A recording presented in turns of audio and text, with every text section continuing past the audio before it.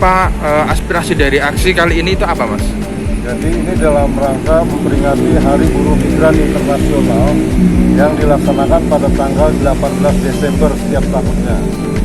Nah, menurut Undang-Undang 18 tahun 2017 tentang pelindungan pekerja migran Indonesia, ABK perikanan yang bekerja di luar negeri itu bagian dari pekerja migran Indonesia. Nah, hingga saat ini ada persoalan kebijakan yang belum dilaksanakan oleh pemerintah, yaitu rancangan peraturan pemerintah tentang pelindungan pelaut awak kapal turunan dari Undang-Undang Pelindungan Pekerja Migran Indonesia yang seharusnya diterbitkan sejak 2019. Tapi hingga saat ini sudah 2 tahun belum juga diterbitkan.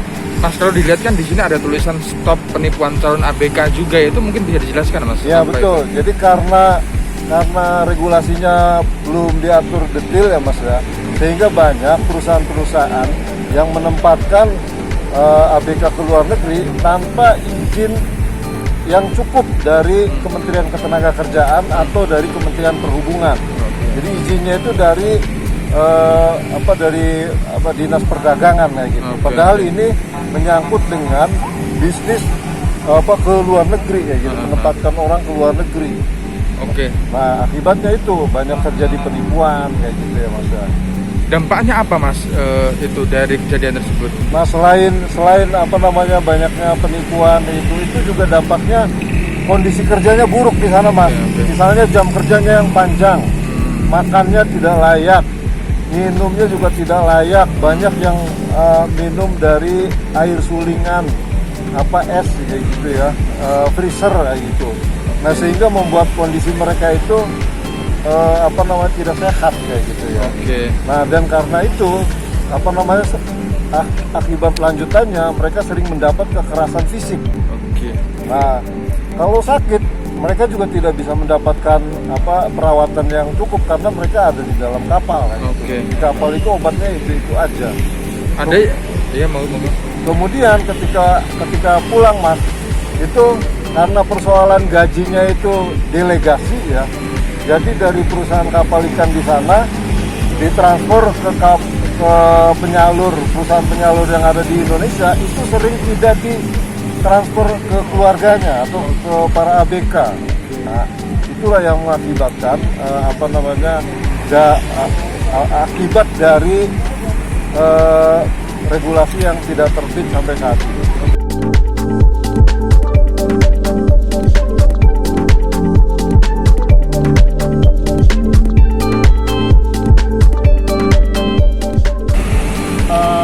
Maraknya praktek kayu fishing atau perikanan ilegal yang terjadi di perairan yang menyebabkan stok ikan berkurang tapi permintaan terhadap seafood meningkat, sehingga para pelaut, kapal-kapal, pemilik kapal dan pengusaha itu terus menuntut untung sementara ikannya berkurang.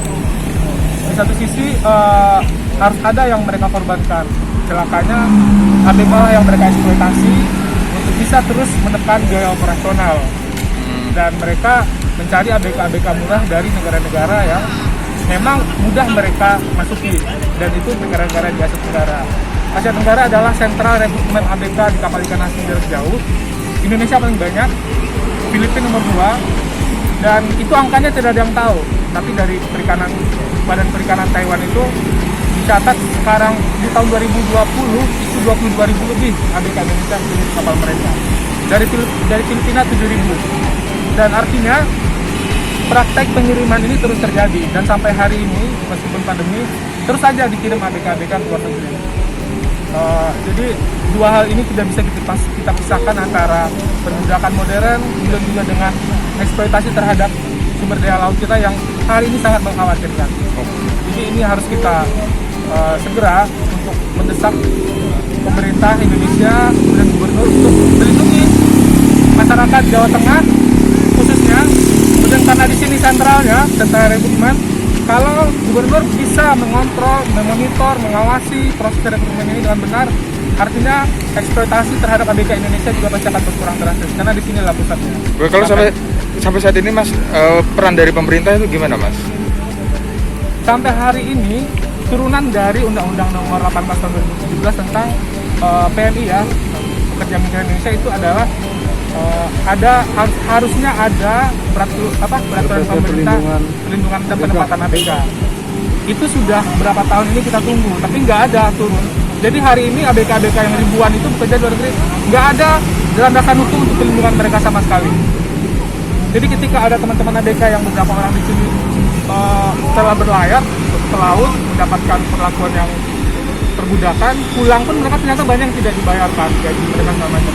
Mereka udah ngadu kemana-mana nih, mulai dari kementerian sampai pemerintah daerah, tapi nggak ada solusi. Jadi hari ini kita ingin Gubernur Jawa Tengah mengambil, ini emergensi sebenarnya, karena ada ribuan ABK Indonesia yang berlayar di laut, tengah laut tanpa perlindungan dalam situasi yang sulit, dan pekerjaan di atas kapal ikan itu adalah pekerjaan nomor 2 paling tinggi risikonya di dunia.